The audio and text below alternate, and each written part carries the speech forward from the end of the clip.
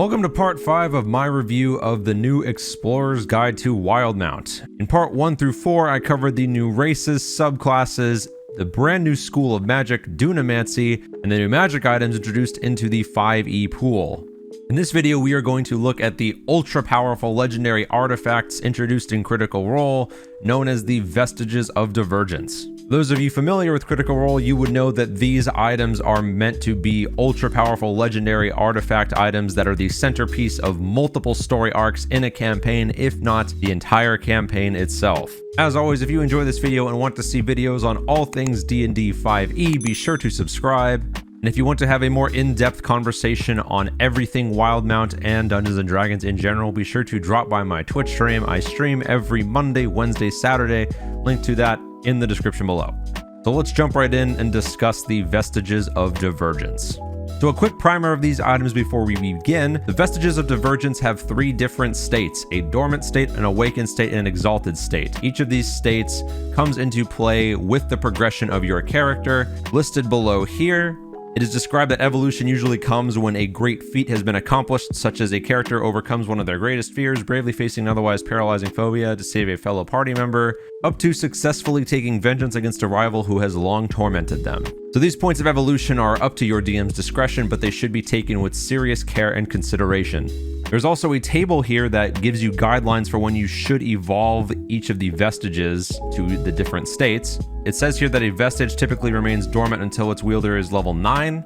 Then between 9 and 15, it becomes awakened. And between 16 through 20 is when the item should become exalted. However, of course, it is up to the DM's discretion on how fast this progresses. So with that, let's jump right in. For the first item, we have Danoth's Visor. These mithril frame goggles with clear diamond lenses were used by the evoker Danoth Oro to spot invisible enemies and scout areas from afar. In their dormant state, while wearing the goggles, they can see normally in darkness, both magical and non-magical, up to 60 feet. Additionally, you have advantage on intelligence investigation and wisdom perception checks that rely on sight. In its awakened state, you see invisible creatures and objects within 60 feet of you as if they were visible, and you can see into the ethereal plane. Ethereal creatures and objects appear ghostly and translucent. As a bonus action, you can speak a command word and use the goggles to see into and through solid matter. This vision has a radius of 60 feet and lasts for 1 minute. To use solid objects within the radius that appear transparent. The vision can penetrate 1 foot of stone, 1 inch of common metal, or up to 3 feet of wood or dirt. Thicker substances block the vision, as does a thin sheet of lead. This property can't be used until the next dawn. As a bonus action, you can speak a command word to switch the goggles into spyglass mode.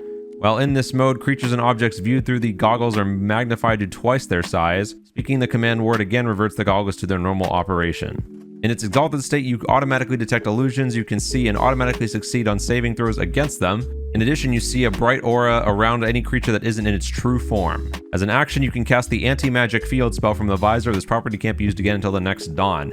Now for a refresher, Anti-Magic Field is an 8th level spell that casts a 10-foot orb around you that nullifies all magics that are inside or try to pass through it. This includes area of effect spells such as Fireball, other things like Charm Person and Magic Missile.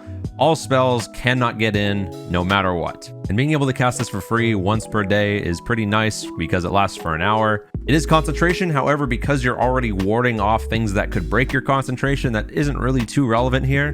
But going over the entire property, this just seems like an item that grants you basically true sight at all times when it reaches its exalted status. I think if this item didn't have the Anti-Magic Field free cast on it, this really shouldn't be considered a powerful artifact, but that's just my opinion. Next up, we have Grimoire Infinitas, a item that requires attunement by a wizard. In its dormant state, most of the book is blank, but the following spells are recorded in the first page of the tome, and all of these spells are listed here. You can use the Grimoire as your spellbook, and you can scribe new spells into it as normal. When you prepare wizard spells using the Grimoire, the number of spells you can prepare increases by 1. Now, it should be noted that because these are inscribed into your book, you cannot just use them immediately regardless of your level. You still need to have the spellcasting level requirement to cast these. It just means that you can add these to your spell list without having to prepare them. When the Grimoire Infinitas has been awakened, while you are carrying the spellbook, you have advantage on saving throws against spells and magical effects. That's really nice. When you prepare wizard spells using the Grimoire as your spellbook, the number of spells you can prepare increases by 1 again. When Grimoire Infinitas reaches an exalted state, you can now use your Arcane Recovery feature twice between long rests rather than once. And for a quick refresher, your Arcane Recovery ability allows you to recover expended spell slots when you finish a short rest rather than a long rest. The spell slots can have a combined level that is equal to or less than half your wizard level rounded up, and none of the slots can be higher than 6th level. So you get this trait twice per long rest instead of once. Now, is this good? I think it's pretty good. Being able to essentially sustain your spells longer through multiple encounters per day is nice, as the wizards rely entirely on their spells. So yeah, in my opinion, I think this one definitely reaches a bit of a higher power level than the first item we covered. But again, it's kind of hard to tell until I would get to use this in a campaign myself. Next up, we have Hide of the Feral Guardian. It is legendary armor that requires attunement. In its dormant state, this armor grants you a +1 bonus to your AC. While you are transformed by an effect that replaces any of your in-game statistics with those of another creature, you can have a +1 to melee attack and damage rolls, and you retain the benefits of this armor. As an action, you can use the armor to cast Polymorph on yourself, transforming into a giant owl, while retaining your Int, Wisdom, and Charisma scores. This property can't be used again until the next dawn, and the statistics for the giant owl are listed here. In its awakened status, the AC bonus of the armor increases to +2. While you are transformed by an effect that replaces any of your statistics with those of another creature, your bonus to melee attack and damage rolls increases by +1 up to +2. And when you cast Polymorph spell using this armor, you can transform into a cave bear that uses the polar bear statistics listed here. When it reaches exalted status, the AC bonus increases to +3, very good. When you are transformed by the effect that replaces your game statistics, the bonus to melee attack increases by +1 up to +3. And when you cast Polymorph, again using this armor, you can transform into the Guardian Wolf listed here. Now, does this item warrant the legendary artifact tag? I think so. It essentially allows you to be a druid without being a druid, or be a better druid if you already are a druid. The +3 bonus to AC is fantastic when you hit exalted status. However, as the recommended level for this is 16 to 20, you kind of should already have armor like that by now. But the final stat block that you gain from this is pretty powerful for the cost.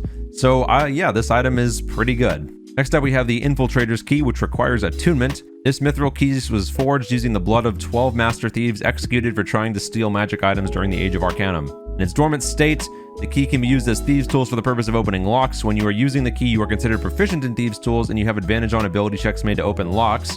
While holding the key, your steps are muffled, giving you advantage on stealth checks made to move silently. So its dormant status basically gives you an extra level in Rogue. When it is awakened, while holding this key, you can use a bonus action to transform the key into a magic dagger or back into a key. While the key is in the form of a dagger, you gain a +1 bonus to attack and damage rolls with it, and it returns to your hand immediately after it is used to make a ranged attack. Now, this sounds very similar to what Vax had in Critical Role Season 1 with his Shadow Dagger, where it was basically a thrown weapon that immediately returned to him upon hitting a target. While holding the key, you can use an action to cast one of the following spells from it: Alter Self, Invisibility, Knock, or Pass Without Trace. Once a spell has been cast using the key, it can't be used to cast that spell again until the next dawn. So you essentially get 4 free spells per day with this dagger in its awakened state. That is very powerful. In its exalted state, as a bonus action, you can touch the key to a floor, wall, or ceiling that is no more than 5 feet thick and cause a magical opening to appear in the surface. When you create the opening, you choose the length and width up to 10 feet for each dimension.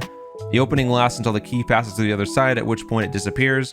If a creature is in the opening when the doorway closes, the creature is safely shunted to the nearest unoccupied space. The key can't be used to create another opening until the next dawn. While holding the key, you can use an action to cast one of the following spells from it: Dimension Door, Gaseous Form, or Mislead. Once a spell has been cast using the key, it can't be used to cast that spell again until the next dawn. So an additional 3 more spells that can be cast for free once per day. I think this is the best one yet. This allows any stealth mission to essentially just instantly be a success in a party. This is definitely one that warrants an entire quest arc around it to acquire for a party, as it benefits everybody rather than just one person. This is definitely my favorite one so far. Next up, we have the Storm Girdle, another legendary item that requires attunement. It is a wide belt made of thick leather branded with a symbol of cord. The girdle's clasps are made from dragon ivory. In its dormant state, you have resistance to lightning damage and thunder damage, and your strength score becomes 21 if it isn't already 21 or higher. This is in its dormant state. In addition, you can use an action to become a storm avatar for 1 minute, granting you immunity to lightning and thunder damage. When you hit with a weapon attack that normally deals bludgeoning damage, it deals thunder damage instead. When you hit with a weapon attack that normally deals piercing or slashing damage, it deals lightning damage instead. As a bonus action, you can choose one creature you can see within 30 feet to be struck by lightning. The target must make a DC 15 dex save or take 3d6 lightning damage on a failed save, or half as much on a successful one. Once you use the girdle's storm avatar property, the property can't be used again until the next dawn. In its awakened state, your strength score becomes 23 if it isn't already. The avatar's lightning strike deals 4d6 instead instead of 3d6 lightning damage. Whilst transformed to a storm avatar, you can fly for 30 feet and hover. In its exalted state, your strength score becomes 25. The avatar's lightning strike deals 5d6 lightning damage instead of 3d6, and you can cast Control Weather. This property cannot be used again until the next dawn. Now this one is probably the best yet for a single person. The Infiltrator Key was definitely good for an entire party. However, this one, just in its dormant state, being able to just deal 3d6 damage per round for 1 minute, so 10 rounds on a bonus action, as well as get your strength to 21. And because your attacks suddenly deal lightning and thunder damage, you bypass a lot of resistances you might run into at these lower levels. I think this is definitely the most powerful single person item of this set so far. Next up, we have Vermin Shroud, another item that requires attunement. This patchy cloak was pieced together from the pelts of rats found feasting on the dead in Blightshore and is dotted with bloated corpses of magically preserved insects along its seams. Ooh. While wearing the Vermin Shroud in its dormant state, you gain the following benefits. You have advantage on perception checks that rely on smell, you are immune to disease, and you have dark vision out to a range of 60 feet. If you already have dark vision, it increases your current dark vision by 60 feet. As an action, you can use Vermin Shroud to cast Polymorph on yourself, transforming into a giant rat or rat, retaining your intelligence, wisdom, and charisma scores, as well as the properties of the cloak. This property can't be used again until the next dawn. In its awakened state, you have resistance to poison damage. You can use an action to cast Insect Plague with a save of 15 from the Vermin Shroud, requiring no material components. This property can't be used again until the next dawn.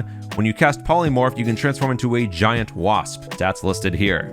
While wearing the Vermin Shroud in its exalted state, you gain a climbing speed equal to your walking speed. Your teeth become razor-sharp natural weapons, which you can use to make unarmed strikes.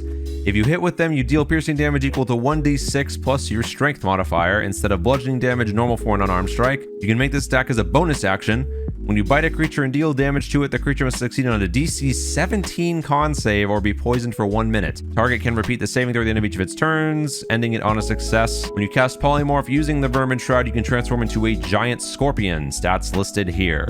Now, is this one good? Compared to the previous Storm Avatar item, this does seem a little bit weaker. It's primarily caster based though, but being able to transform into these various animals, they don't really have a lot of hit points, and even for the exalted status when you're level 16, a giant scorpion still isn't that good.